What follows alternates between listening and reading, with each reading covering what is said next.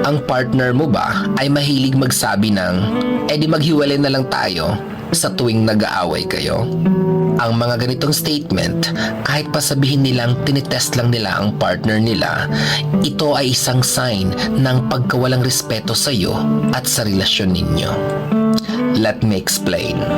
May tatlong posibleng rason kung bakit niya to sinasabi palagi sa tuwing nag-aaway kayo. The keyword is palagi. Una, hindi siya natatakot na mawala ka. In fact, hinihintay na lang niya na mapagod ka para makalaya na siya. Hindi kanya nire-respeto at ang relasyon ninyo dahil imbes na ayusin ang problema ninyo, mas gugustuhin pa niyang maghiwalay na lang kayo.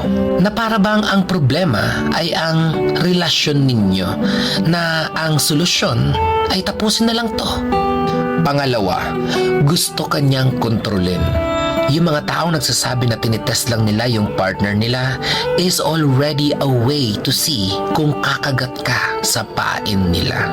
At pag kumagat ka, iisipin nila, kontrolado na kita.